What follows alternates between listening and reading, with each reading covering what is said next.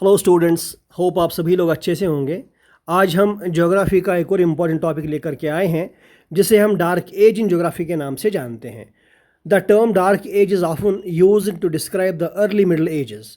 जब भी हम डार्क एज का नाम लेते हैं, इसके टाइम पीरियड की बात करते हैं, तो हम ये कहते हैं कि यूरोप में एक टाइम पीरियड था जिसमें हम सारी मिडल एज को, एंटायर मिडल एज को जो है काउंट करते हैं या अर्ली मिडल एज को काउंट करते हैं। लेकिन वेस्टर्न यूरोप की मिडल एज की हम बात कर रहे हैं, और जो कि स्टार्ट हुई after the fall of western Roman empire. आपको मालूम ही होगा, या मैं आपको ये बात याद दिलाता चलूँ कि ज्योग्राफी में जब भी ज्योग्राफिकल कंट्रीब्यूशन की बात आई, सबसे पहले फोनेशियंस ने इसमें कंट्रीब्यूशन स्टार्ट किया। उसके बाद आपके ग्रीक्स आए, उसके बाद आपके रोमन्स आए, और उसके बाद रोमन एम्पायर का जो है डिक्लाइन हुआ, रोमन एम्पायर का फॉल हुआ। तो रोमन एम्पायर के फॉल होने के बाद से, यानी 476 AD में रोमन एम्पायर का फॉल हुआ, उसके फॉल होने के बाद से जब इटली में रेनेसा का जो है एज स्टार्ट हुआ या एज ऑफ डिस्कवरी स्टार्ट हुआ, तो ये वाला टाइम पीरियड अगर हम 476 AD में देखें, इसके बाद इटली में रेनेसा कब स्टार्ट हुआ? वो स्टार्ट हुआ था 1340 AD में और चला 1550 तक। तो 476 AD से 1340 तक इटली में रेनेसा या एज ऑफ डिस्कवरी स्टार्ट होने तक जो टाइम पीरियड यूरोप में रहा, उस एज को हम डार्क एज के नाम से जानते हैं। अब जो है सवाल ये है, ये टर्म डार्क एज किसने कॉइन किया था? ये टर्म एक इटली के ही स्कॉलर ने कॉइन किया था जिनका नाम था फ्रांसिस्को पेट्रार्क। उन्होंने असल में अपने ज़माने का इटली वाले रेनेसा वाले पीरियड का लिटरेचर जब कंपेयर किया डार्क एज के लिटरेचर से, उन्हें लगा डार्क एज के लिटरेचर में कोई जान नहीं है। तो उस एज के लिटरेचर के लिए बाद में फिर उसमें इंक्लूड हुआ कल्चर भी, उस एज का कल्चर। कहा उसमें कोई जान नहीं है, तो इसीलिए उस कल्चर के लिए, उस लिटरेचर के लिए उन्होंने जो वर्ड यूज़ किया वो था डार्क एज। और जब भी हम डार्क एज का नाम लेते हैं तो हमारे जहन में एक नेगेटिव वाइब प्रोड्यूस हो जाती है, एक नेगेटिव फीलिंग आती है, because it is characterised by economic, intellectual and cultural decline in Europe during the medieval period. क्योंकि इस ज़माने की जब भी हम बात करते हैं तो हमारे सामने एक ही बात आती है, इस ज़माने में इकोनॉमिक डिक्लाइन था, इंटेलेक्चुअल डिक्लाइन था या कल्चरल डिक्लाइन था यूरोप में। तो अब थोड़ा सा आते हैं, what led to the dark ages, क्या असल में वजह रही होगी जिसकी वजह से डार्क एज हमारे सामने आई, हमें डार्क एज देखना पड़ी। सबसे पहला इसका कॉज है डार्क एज का the fall of western Roman empire in 476 AD। असल में क्या हुआ, रोमन एम्पायर जब अरूज पे पहुंची तो उसके बाद इसके दो हिस्से हुए, ईस्टर्न रोमन एम्पायर और वेस्टर्न रोमन एम्पायर। अब जो वेस्टर्न रोमन एम्पायर था उसमें काफ़ी सारे जर्मन के ट्राइबल ग्रुप्स थे, बारबेरियन ग्रुप्स थे। ऑलमोस्ट हिस्टोरिकल बुक्स पे यही लिखा है, लगभग 300 से जायद, यानी 300 से ज़्यादा वेस्टर्न जो है रोमन एम्पायर पे ग्रुप्स, मतलब उनका इन्वेजन हुआ, जो बारबेरियन थे, जो कि लेकिन जर्मनी के ट्राइबल ग्रुप्स थे। उनका इन्वेजन रहा हज़ारों, जो है लगभग करीब 200-300, 400-500 साल तक, मतलब बहुत सारी सेंचुरीज तक उनका इन्वेजन चलता रहा। और आखिर में जर्मनी फॉल हुआ, वेस्टर्न यूरोप की मैं बात कर रहा हूँ, वेस्टर्न यूरोप फॉल हुआ उन जर्मनी के ट्राइबल ग्रुप्स की इन्वेजन की वजह से। उसके अलावा उसमें सिविल वार स्टार्ट हुए, इकोनॉमिक ट्रबल्स पैदा हुई, प्लेग सब जो है पैदा हुए। उसके बाद मास माइग्रेशन हुआ, लोगों ने वहाँ से माइग्रेट करना स्टार्ट किया वेस्टर्न जो है यूरोपियन उससे रेजीम से बाहर। तो ये सारी जो है यहाँ रोमन एम्पायर में डिसयूनिटी पैदा हुई। इन सारी वजूहात की वजह से वेस्टर्न रोमन एम्पायर का डिसइंटीग्रेशन हुआ, उसका फॉल हुआ, और 476 AD का टाइम था। तो उसके बाद दूसरा दशका लगा जिससे डार्क एज पैदा हुई, डार्क एज आई, तो वो था the little ice age. Little ice age start हुई 950 AD में और चलती रही 1250 AD तक। और उस टाइम पे जो है विलियम एक कनकरर था, बहुत ही खूंखार जो है लीडर था, ड्यूक था वो, असल में नॉर्मेंडी का। नॉर्मेंडी नॉर्थ वेस्टर्न फ्रांस वाले एरिया को हम कहते हैं। तो उनकी आर्मी थी नॉर्मन फ्रेंच आर्मी। तो विलियम्स ने जो है उनका जंग हुआ, उनकी जंग जो हुई वो हुई एक एंग्लो सैक्सन किंग के साथ जिनका नाम था हैरोल्ड गॉडविंसन। ये जंग हुई 14 अक्टूबर 1066 AD में। इसमें जो है इस विलियम्स द कनकरर की जीत हुई, मतलब नॉर्मन कनकेस्ट हुआ ओवर इंग्लैंड। तो ये बैटल जो है असल में 7 miles north west of Hastings में हुई थी, तो इसीलिए इसको जो है बैटल ऑफ हेस्टिंग्स कहते हैं। तो ये लिटिल आइस एज का आना स्टार्ट जो हुआ 950 AD में। इसके बाद से क्या हुआ, चूँकि जो उस टाइम तक जो इंग्लैंड था, ये एरिया था यूरोप का, उसमें इंडस्ट्रियल रेवोल्यूशन नहीं आया था और उनकी इकोनॉमी जो थी वो कम्प्लीटली एक तरह से एग्रेरियन थी।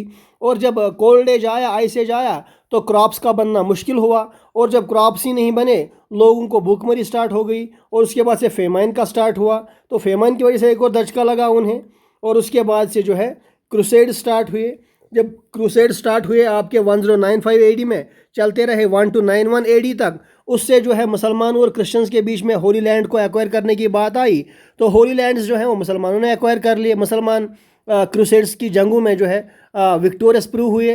तो उनके काफ़ी स्किल थे, उनकी महारतें थी, उसकी वजह से जो है मुसलमान जो है विक्टोरियस प्रूव हुए। और चूँकि क्रिश्चियंस जो हैं वो हारे, उनकी हार हुई। लेकिन एक चीज़ इसमें जो है एक कंक्लूजन ये इंपॉर्टेंट निकल करके आया कि ईस्टर्न रोमन एम्पायर, जहाँ पे बाइजेंटाइन एम्पायर थी, जिसको हम बाइजेंटाइन एम्पायर कहते थे, उसका जो है यूनिटी हो गई, उसकी यकजहती हो गई, वो यूनाइट हो गई वेस्टर्न रोमन एम्पायर के साथ, और क्रिश्चियनिटी का जो है पूरा डोमिनेंस हो गया पूरे यूरोप में। उससे क्या हुआ, चर्च का इन्फ्लुएंस रहा पूरे यूरोप में, और चर्च ने ऐसी परेशानी खड़ी कर दी कि भैया आप लोग साइंटिफिक टेम्परामेंट की जो भी कोई बात करेंगे वो हम देख लेंगे, परख लेंगे, जांच लेंगे पहले, क्या अगर ये क्रिश्चियनिटी के आइडियाज़ के हिसाब से है, उनके अकॉर्डिंग्स है, तभी हम इसको मान लेंगे, नहीं तो फिर हम इसको रद्द कर देंगे। तो यही वजह है क्रिश्चियनिटी के डॉगमा सामने आ गए, और उससे जो है साइंटिफिक टेम्परामेंट को एक धचका लगा, सेटबैक लगा, और ये भी क्रिश्चियनिटी की डोमिनेंस भी जो है एक इंपॉर्टेंट कॉज जो है प्रूव हो गई ऑफ डार्क एज। इसके बाद हम बात करते हैं dark age in geographical context. Geography के कॉन्टेक्स्ट में अगर देखा जाए, जोग्राफी के नज़रिए के हिसाब से देखा जाए, तो हम खाली 500 साल का टाइम पीरियड, जो 200 एडी से लेकर के 700 एडी तक का टाइम पीरियड है, उसी को हम, जो कि टॉलमी की जो है एक किताब द गाइड टू जोग्राफी, उसके पब्लिकेशन के बाद वाला पीरियड जो है, उसी को हम डार्क एज कहते हैं। असल में इसको हम डार्क एज इसलिए कहते हैं कि ये एक ऐसा पीरियड था, पीरियड ऑफ टर्माइल था, और इसमें डोमिनेंस ऑफ क्रिश्चियनिटी थी या क्रिश्चियन डॉगमाज, और इसमें कोई ओरिजिनल वर्क जो है लिखी नहीं गई, प्रोड्यूस नहीं की गई, चाहे वो साइंस की कोई ओरिजिनल वर्क हो, किताब हो, या ह्यूमैनिटीज़ की, बल्कि इसके बदले जो है क्या हुआ, concepts of world which have been developed in the ancient times were reshaped. जो कि ग्रीक्स और रोमन्स ने कॉन्सेप्ट दिए थे, अच्छे अच्छे कॉन्सेप्ट दिए थे दुनिया को लेकर के, और सरफेस को लेकर के, एस्ट्रोनॉमी को लेकर के या कैलकुलेशंस को, या जो है कार्टोग्राफी को लेकर के, उन्हीं को हमने रीशेप किया to confirm to the teachings of church, कि ये अगर चर्च के टीचिंग्स के हिसाब से हैं तभी हम इनको मानेंगे। तो एक ऐसा एनवायरनमेंट पैदा हुआ जिसने जो क्या है, जिसने which stopped and crushed any development of critical scientific analysis, जिससे साइंटिफिक जो है बात हम नहीं कर सकते थे, या साइंटिफिक बात करने से पहले हमें 10 बार सोचना पड़ा। तो ऐसा माहौल स्टार्ट हुआ, और इसमें जो है जोग्राफिकल नॉलेज को काफ़ी धचका लगा। तो स्कॉलर्स, कुछ स्कॉलर्स भी थे इसमें, जैसे फिरामोन्स था एक स्कॉलर 260 से 340 एडी में। तो एक प्रोटोगोनिस्ट था, वो क्रिश्चियनिटी का प्रपोंडर था, उसने कंप्लीटली डिनाई किया कॉन्सेप्ट ऑफ स्फेरिकल अर्थ, कि भैया ज़मीन स्फेरिकल है ही नहीं, बल्कि ज़मीन एक डिस्क की शेप में है, एक फ्लैट डिस्क है। इसी तरह एक और स्कॉलर थे कॉस्मस ऑफ अलेक्जेंड्रिया, उन्होंने अपनी किताब लिखी क्रिश्चियन टोपोग्राफी लगभग 550 एडी में। उन्होंने सारे क्रिश्चियनिटी से पहले वाले जितने भी आइडियाज़ थे, रोमन्स के, ग्रीस के, फोनेशियंस के, उनको जो है रेफ्यूट किया। तो इसके बाद से देखते हैं मेडिवल क्रिश्चियन वर्ल्ड में इसी तरह आर्ट ऑफ मैप मेकिंग, जिसे हम कार्टोग्राफी कहते हैं, वो आर्ट भी डिग्रेड हो गया, डिटीरियरेट हो गया, और इसमें जो है जितने मैप थे उनकी शक्लें जो भी बनाई गई वो ख़राब बनाई गई। तो उसके बाद उन्होंने अपना एक इस तरह का मैप दे दिया जो आप देख रहे हैं नीचे, इसको हम कहते हैं TO मैप, यानी T in O। असल में इसका मतलब है O के अंदर T, ऑर्बिस टेरारम से हम कहते हैं लैटिन लैंग्वेज में। एक यानी कि एक व्हील मैप है ये पूरी दुनिया एक व्हील, एक चक्कर, व्हील चक्कर की जो है तरह है, जिसके सराउंडिंग में एक ओशन सी है, और ये ओ की शक्ल में है, और बीच में इसके जो है जेरूसलम है, जो कि मतलब होली साइट है, यरूशलेम जिसे कहते हैं। ये जो आप टी देख रहे हैं इस तरह से, इस टी का जो ये सिस्टम है, सिस्टम में इन्होंने कहा मेडिटेरेनियन सी है, और इसके एक जो है विंग में एजियन सी है, ब्लैक सी है, और दूसरी विंग में इसके टी के नाइल सी, नाइल रिवर और रेड सी है। तो इन्होंने इसको जो है कहा ये जो है TNO मैप जो है कहलाता था उस टाइम पे। यही मैप इन्हीं का प्रेवलेंस हुआ, बाकी सारे मैप जो अच्छे अच्छे मैप थे उनको रद्द घोषित कर दिया गया।